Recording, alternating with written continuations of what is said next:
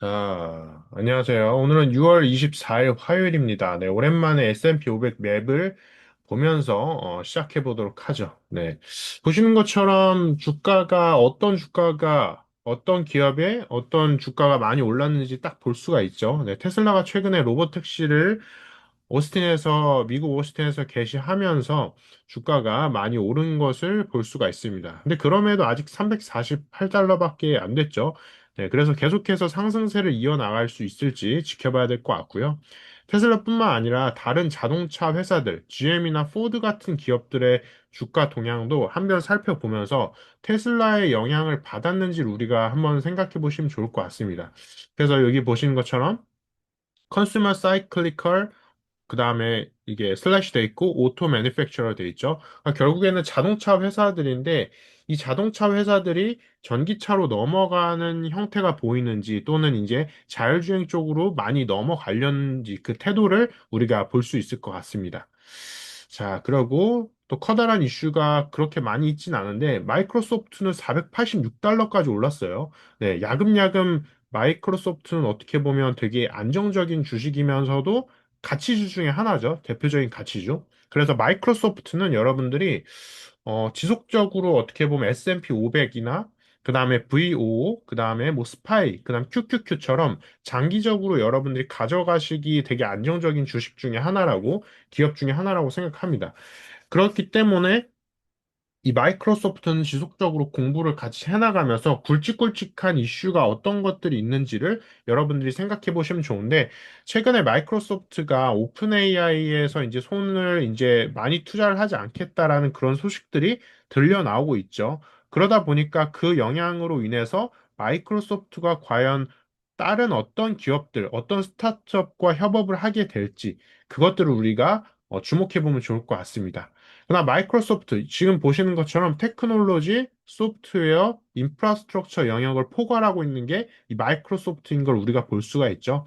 근데 그 하부 다른 기업으로서 오라클이나 팔란티어 이런 기업들을 우리가 살펴볼 수가 있어요. 그래서 다른 기업들은 또 어떤 상승세나 하락세를 맞이했는지, 그렇다라고 하면 왜 상승했고 왜 하락했는지를 우리가 함께 살펴보시면 좋을 것 같습니다. 네, 이렇게 해서 간단하게 S&P 500 맵에 대해서 살펴봤고요. 본격적으로 데일리 리포트를 살펴보도록 할 텐데, 오늘의 데일리 리포트 주제는 자율주행, 그 다음에 AI, 그 다음에 정책 변화, 모멘텀입니다. 그래서 전체적으로 간단하게 변동 이슈를 살펴보면은, 뭐, 엔비디아는 내부자의 대량 매도에도 기술 모멘텀이 유지됐기 때문에 크게 하락하지 않았습니다. 네, 그 다음 테슬라. 테슬라가 자율주행차, 라이드, 공유, 그 다음에 이 진전되는 걸 우리가 로보택시 진전으로 인해서 조금 급등한 걸 볼 수가 있습니다. 계속해서 테슬라가 어느 정도까지 상승하게 될지 우리가 지켜봐야 될 것 같고요. 나 팔란티어 같은 경우에는 또 140달러를 넘어갔었어요. 잠깐. 그 다음에 국방 AI 계약이 지속적으로 추가 계약된다는 걸 우리가 볼 수가 있습니다. 아이온큐는 옥스포드를 인수하고 항암 시뮬레이션 성과를 기대하고 있고요. 그다음 구글 같은 경우에는 EU의 반독점 규제에 대해서 이어지는 부담이 지속되고 있습니다. 그래서 구글 같은 경우에는 이 반독점 규제가 어느 정도 완료되지 않으면은 이 주가가 170달러 이상 넘어가는 게 조금 어려울 수도 있겠다라는 생각이 듭니다. 그다음 아마존입니다. 네, 아마존은 아시아하고 미국에 대규모 투자를 계속하고 있는데 이 대규모 투자뿐만 아니라 최근에 아마존이 드론도 굉장히 많이 뿌리고 있다라고 해요. 그래서 그 드론이 어느 정도 성과를 낼지, 그 다음에 고객들한테 어떤 가치를 주게 될지 지켜봐야 될 것 같고요. 그다음 애플 같은 경우에는 시리 소송 합의 가능성, 그 다음에 인수설, 어, 퍼블렉시티를 인수할 가능성이 있죠. 그래서 애플 같은 경우가 최근에 AI 영역에서 힘을 좀 많이 못 쓰고 있어요. 그러다 보니까 주가도 계속 어떻게 보면 하락하거나 상승하는 걸 좀 볼 수가 상승하더라도 굉장히 조금 상승하고 있죠. 그래서 애플 같은 경우도 이 굵직한 이슈가 지금 좋은 호재가 없기 때문에 그 부분에 대해서 우리가 계속해서 지켜봐야 될 것 같습니다. 자, 그렇습니다. 그리고 브로드컴도 어떻게 보면 마이크로소프트처럼 굉장히 안정적으로 좀 야금야금 오르고 있어요. 그래서 AI 칩 매출에 대해서 급증하고 있고, 다음 분기 실적이 조금 기대되는 상황이에요. 그래서 브로드컴도 계속해서 지켜보시면 좋을 것 같습니다. 자, 그렇고요. 네, 상세한 내용은 제가 이 블로그에다 적어놓은 부분이 있는데 전체적으로 내용을 정리를 해보면 어, 계속해서 어떻게 보면 진행될 부분이 이 테슬라의 자율주행이 핵심적인 부분이 될 것 같아요. 최근에 큰 이슈라고 해보면.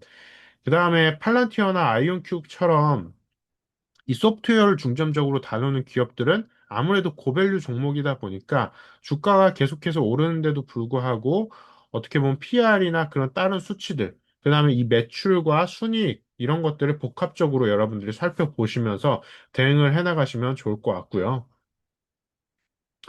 자, 전체적인 오늘의 코스피도 한번 살펴보도록 할게요. 네, 코스피가 안정적으로 어떻게 보면 3천을 계속 이렇게 넘어가는 걸 볼 수가 있겠고요. 그 다음에 인기 검색 종목도 두산 에너빌리티, 삼성전자. 네, 삼성전자가 드디어 6만 원을 넘었네요. 네, 그렇습니다. 네이버도 굉장히 큰 상승을 했다가 다시 큰 하락을 했죠. 네. 그리고 카카오도 최근에 다시 어느 정도 회복을 했다가 하락을 한 걸 볼 수가 있습니다. 네, SK 하이닉스는 계속 오르고 있네요. SK 하이닉스는 계속해서 그 미국이나 그다음에 한국 기업과의 어떻게 보면 협업들이 진행되고 있기 때문에 하이닉스는 계속 이렇게 어떻게 보면 오르는 걸 볼 수가 있습니다.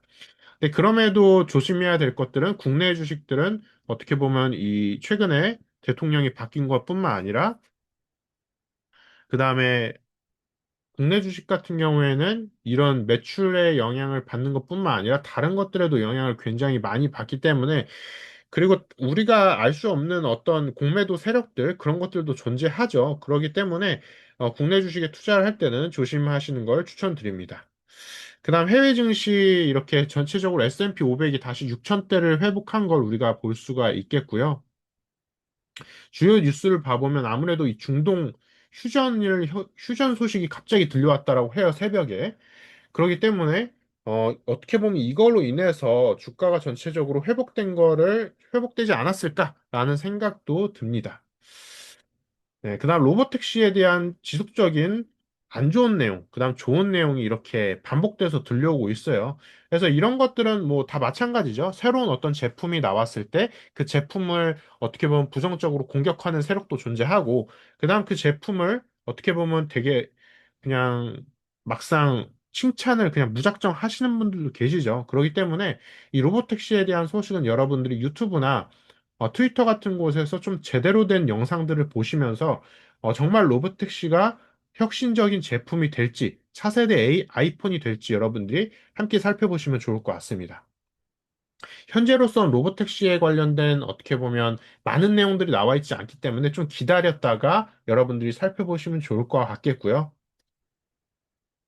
네, 그래서 이런 소식도 있죠. 드디어 터졌다. 네, 10년 기다렸더니 드디어 터졌다. 네, 테슬라 서학개미가 간만에 웃었다.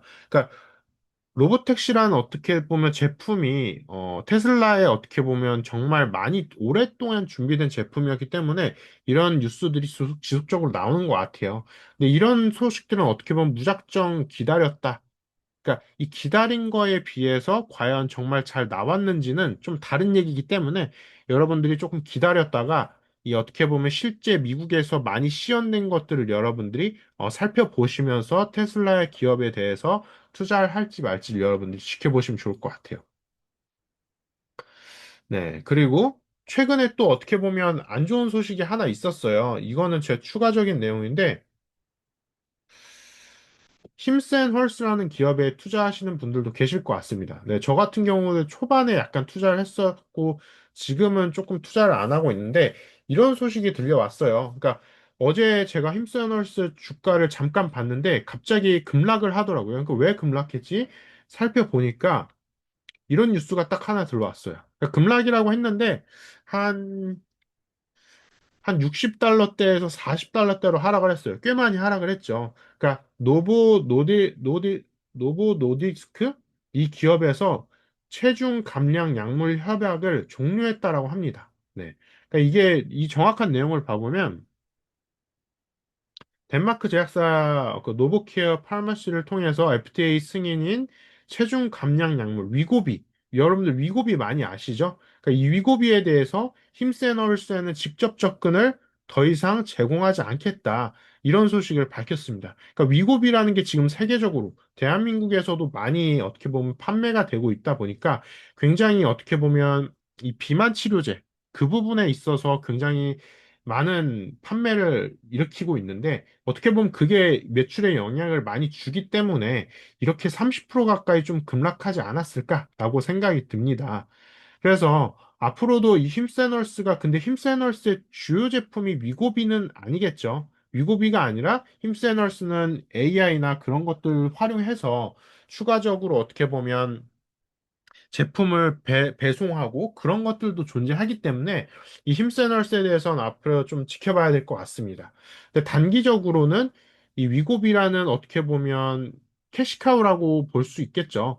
그 캐시카우가 조금 떨어져 나갔기 때문에 좀 주가가 급락했다. 그렇게 우리가 생각해 보면 좋을 것 같습니다. 그래서 이 힘세널스에 대해서 조금 투자를 하시는 분들은 이러한 단기적인 이슈들에 대해서 너무 이렇게 낙담하시기보다도 장기적으로 힘세널스가 추구하는 어떤 그 기업의 펀더멘탈, 예. 여기 보시는 것처럼 힘세널스는 미국의 원격 의료 회사다. 그러니까 어떻게 보면 약물을 판매하는 기업, 그러니까 어떤 의약품을 판매하는 기업이라기보다도 원격으로, 원격이라고 하면 AI가 필수적으로 도입될 수밖에 없죠.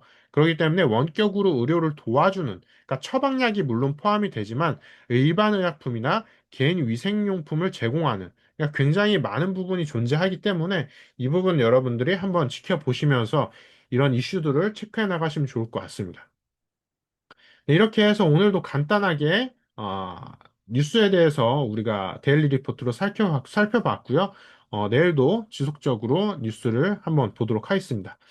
네, 여기까지 해서 마치도록 하겠습니다. 감사합니다.